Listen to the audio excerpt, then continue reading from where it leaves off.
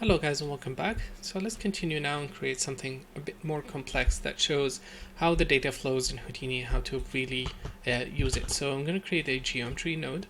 I'm going to dive inside. I'm going to delete this. I'm going to hit tab and create a grid. Now one thing in new in Houdini 16 is that there's a few different ways to view the nodes, and if you hold down the R key and drag, it will display that node. So you don't have to click.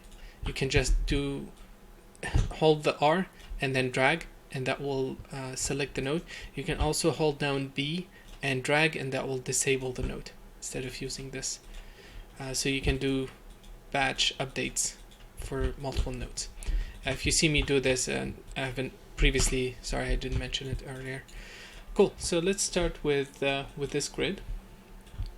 Gonna hit the P to open the floating properties. I'm gonna change it to 10 by 10, and I wanted to change it so that it starts at 0, 0. You can see the origin here. I want the axis to be one side to be fully at 0, 0. So I shifted the center. Okay.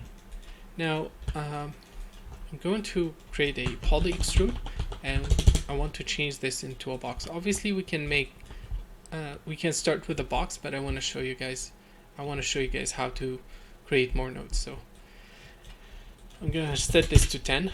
We're extruding that box, and now we have a box created from this. Cool. So let's say we wanted to create a facade for this and add some windows. I want to delete one side of these guys, and if you guys remember, each face has a normal. So let me create a facet node and post compute normals. Let me change this to flat shaded with wireframe. If you view this, you can see each point is facing specific normals. Okay, and we can use that information to separate these points. Now let me show you guys. I want to isolate this face procedurally without having to select it. I can do this. I can select it, hit tab, and create a blast node, and then change it to delete non-selected. So I'm now left with this, but you see it's based on a primitive number. I don't want that. So I'm going to create a delete node, and this guy has a lot of options. One of them is the normal. So I'm going to go under normal and tick that on. Right now it says delete anything that is facing the z-axis, x, y, z, and the normals are wide open. And if we start narrowing this down, you can see it's deleting less and less. And now it deleted only the primitive that we're interested in. But we don't want that. We want the inverse of that. So I'm going to change this delete selected to delete non-selected. And now we're left with this. Now the reason I did it this way is because we can change we can change the input geometry and it will still work. See, now I've changed the input mesh to 10 by 10 and it just worked. Cool. So let's say we wanted to create some windows, make some holes. I'm going to create a divide node because right now this guy does not have any divisions, and we can add loops to it using a divide node. Now by default it's set to convex, so I'm going to turn this off. I'm going to tick on breaker polygon. Cool. So right now it says to 1. I can scale this and it's bigger, and I wanted to set it to 1.7, 1, 3.4, and 3.4. So we have these guys, and I don't want to. The idea is I want to copy a new geometry onto these points. So I want to isolate all the points that are at the center. I want to isolate all these guys. Now an easy way to do this is using a group node. And what group does is it basically groups the data and stores them into a let's say a collection or a group. You can see if I middle click, it says primitive groups. it's named group 1 and it has 18 primitives. Now I'm not interested in grouping primitives. I want to group points. Okay, you can see now it put all the points into one group. Point groups, group 1, that's the name. Let's say test. It created a test group and it has 28 points, and that's how much all how much points we have in the mesh. But I'm not interested in all of it. I just want these guys, the one at the center. And luckily, this node has a feature called include by edge. And if we take that and click unshared edges, it's going to group everything that is at the edges or the boundary of the mesh. Okay, now let's hit create a blast node. And this node, or in anywhere in Houdini, you can see it says group here. You can give it a specific primitive number or a point number, or you can give it a group name. If you click here, it says you have a group available called test. So let's delete that. You can see we're left with everything at the center. Now I'm not interested in the primitives. I only want the points. So I'm going to create an add node.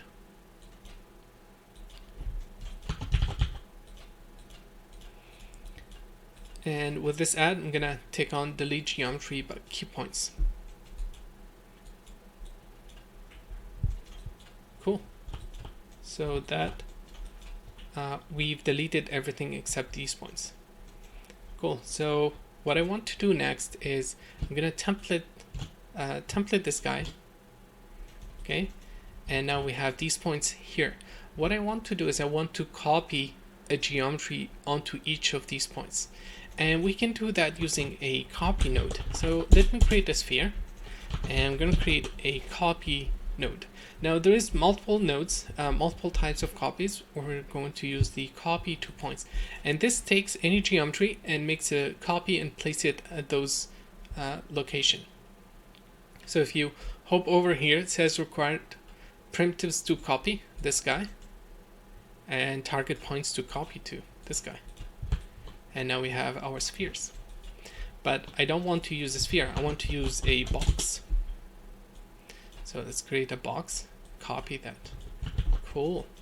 So now we have a geometry. I'm going to scale it. You can see we're creating some geometry windows. And I'm going to scale it this way. And now this is our original geometry. Maybe let's move it to this side. I can shift and hold, and it will drag the whole section from that node upward. Shift click and move. Cool. So now we have this data here. I'm going to create a Boolean node, and I want to compute the Booleans between these two guys. Actually, I don't want to compute the Booleans between all of this, just this face here. So let me move this and connect this. Let's take a look at the result. Okay, let's change this. Treat A as a surface. Let's see, subtract. And now we're subtracting this geometry from this, and that's the result of the Boolean. Let me change this.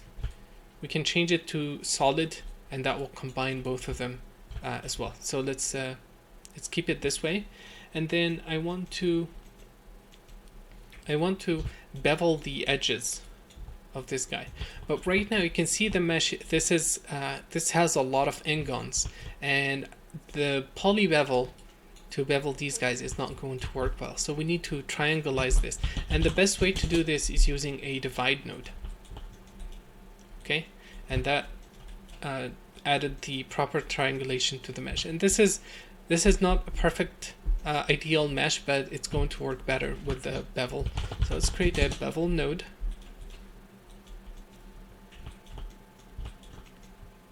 And let's set this to 1. It's too much. 0.1. And if you select the node and hit enter, you can see what part of the mesh it's affecting. Let's set it to 0.1. And you can see it's affecting everything now. It has this ignore flat edges, which we can tick, and this will basically ignore any flat edges, and it knows which one to pick. So let's change the mode to round. Let's change this to 4, and now we have some beveling in there on the windows. Let's change the wireframe, the preview mode, to flat shaded, and let's create a null. I don't want to see that green in the viewport. And now we have opening on the mesh. Cool. Let's continue. I want to create a boundaries for this. I want to create something here. So we need to find where that data is available. So for example, we can go back to this geometry here. Okay, and we can we don't want everything. We don't want all this geometry. I want everything that is facing upward. I want everything that is facing this direction. So I'm going to copy this delete node, which we've used before, and I'm going to connect it here. So now we're deleting only these guys. Okay, and I'm not interested in all of this. I just want the edges of these guys. So let's create an extrude node. And see what this gives us. So it's given us that. We can do an inset, push them outward. And here you can see it has options for what part of the mesh it keeps or it generates. Let's turn off output front, and this will only leave the newly created mesh. So we have some inset there. Do it like that. Let's extrude it one more. I want to add some thickness. Okay. And let's do another extrude, but this time I don't want the extrude to happen on all the faces. I want the extrude to happen on a specific area. So with this poly extrude, you can add groups, and it will group all the faces. It will put groups for the various extrusion steps. So I can group the sides and the front into separate parts. Now let me create a blast node to see which part is that. And here I want to delete everything except the extrude front. So I take on delete non-selected. And then same for this, I want to delete everything but the extrude sides. Cool. So we have the interior here and the front face. Cool. I think this is great. So I'm going to create a poly extrude, and I'm only going to run it on the extrude side group. And how we do that is here under the group, I can tell it to only affect the extrude, sorry, not the extrude front, but the extrude side. And now if we do a small inset, we have that, and we can add some extrusion.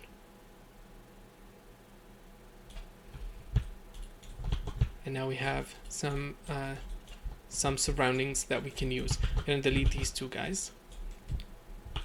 And we have this, so let's merge everything together. Let's add a merge node and combine this.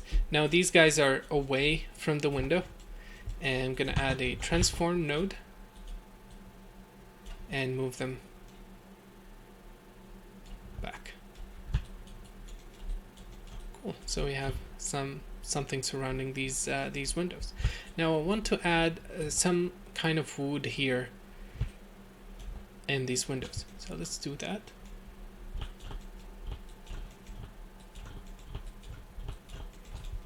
So like we did the copy of the boxes, I'm going to take these faces. I'm going to create a null just to keep it organized. Okay, and I want to add some divisions on these guys. I'm going to create a divide node, untick the convex polygon, and use the breaker polygons. And I don't want any X or Z repetitions. I only want something along the y-axis.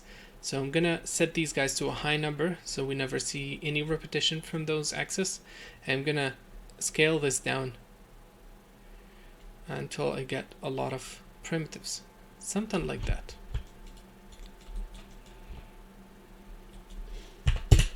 0.1, okay. And I want to separate these primitives. I want to separate these polygons. All right. I can do that using a facet node. And connect that. And here it says unique polygons. And if I take that, it's going to, let's take a look. Here we have 240 primitives. And here we have, here we have 240. Same. Oh yes, yeah, it will be the same. Sorry, we have 500 points. And now we have 962 points. And the reason for that, let me show you. If I select one of these guys and move it, you can see it's attached to the mesh. If I do it after the facet with the unique points turned on, I will be able to move these guys separately. And what I want to do is I want to scale them based on their local center. So I want to scale each one of them and rotate it. I can do that using a primitive node, and this allows me to do a transformation based on local to each primitive. I'm going to take on do transform. I'm going to scale them on the y-axis. You can see now each one is individual. And I want to rotate them as well along the x-axis this way. Maybe the other way. Cool. And now we have big gaps between them. That's fine. Let's create an extrude. Give them some thickness. Something like that. And output back so they're fully filled. And I want to make a copy of them. So I'm going to create a transform node. And let's merge this result with the transform. And let's move it. Cool. So now we have a duplicate and we're filling all the windows. Let's combine this with our final result and see what we have. Okay, we need to move them as well. So let's copy this transform, put it here, and let's move them in further. So we have some windows, some wood structure inside. Okay, let's continue. Now we're going to do something a bit more complex. We saw how we have these guys, these points. I want to create some kind of poles coming out of here, like a rail or a bridge holding underneath each of these guys. We have these points here. What if we connect them in a straight line and then add a lot of points to that line and then copy a primitive that is pointing outward? Let's do that. Let's connect all these guys with a primitive. Create a line between them. Now how do we do that? We can use an add node. Then this node has a lot of, it can do a lot of stuff. The name is really tricky when it comes to Houdini, and I'll probably talk about this in a separate video, but the best way to memorize what nodes does what is to use them, is to practice with them and create some examples. And the purpose of this workshop is to give you guys the opportunity to see many nodes in Houdini used in so many different ways to create things, and you have to practice, memorize the names, memorize what they do, and then you will start to come up with new ways of using them and combining them. So I'm going to create an add node here. I'm going to go to the polygon tab, and under the by polygon tab you can see it says all points, and now it's creating a primitive between that connects all the points. I don't want that. I'm going to change this, and I'm going to say groups of endpoints, and I can tell it how much points I want to connect at one time, and the number for that is 5 because it's half of the points that we have here, so 5 points. Cool. So if I click, you can see we still have the same points. Now I want to resample this, and what a resample does, it creates resamples the geometry and adds more points to it. This is perfect for any edges or any lines or anything like that. So I'm gonna create a resample, and it's resampling the mesh and adding a point every 0.1 unit based on the length. I think this is great. Let's leave it at that. And I'm gonna make a copy of this box, and I'm gonna create a new copy node, copy 2 points. I want to copy this new mesh into these guys. And now we have multiple copies. Now obviously this is big, so let's scale it down.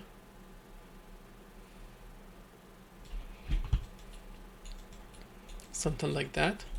And let's move it. Sorry, not move it. Extend it along this axis. And set this to 1. And let's move this to 0.5. So it moves half a unit. But I wanted to make this extended. I want to make this flexible. So every time I change this automatically computes.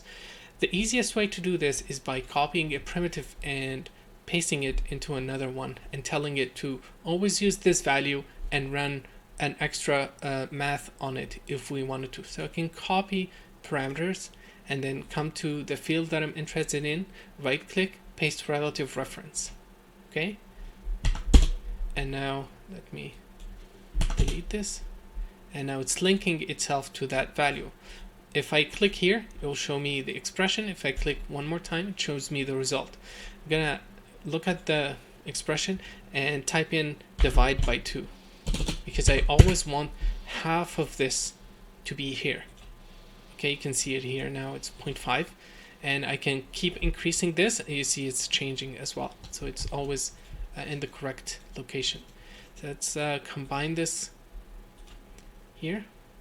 And in Houdini 16, they introduced the dot concept. So I'm going to connect this wire. You can see it's crossing everything. I don't want that. I can hold the Alt key and drag, and it will create a dot. And this makes it easier to view the graph. Cool. So now we have lines in there, and we just have to transform them. Let's move them down. Actually, I don't want to transform the boxes. I want to transform them right after I did the add, so the resample recomputes correctly.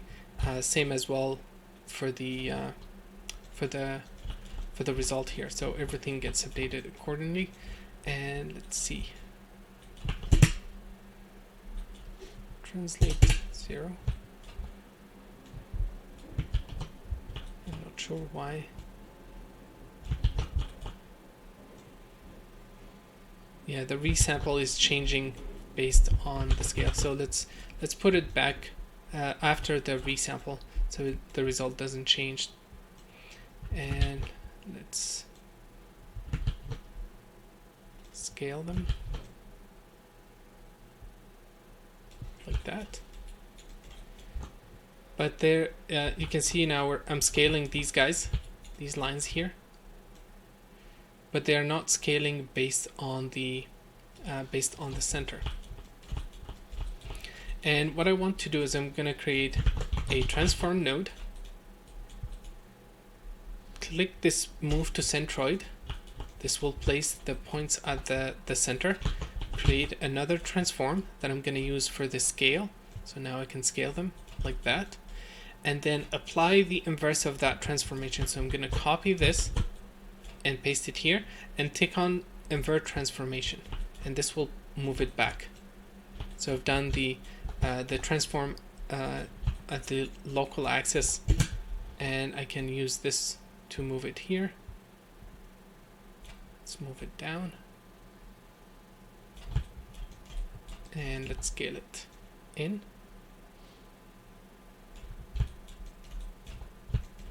Yeah, I'm not sure why it's flickering. Shouldn't be doing that, but you guys get the idea.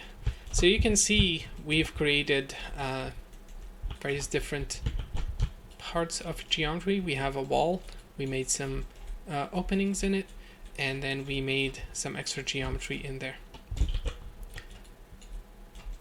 Cool.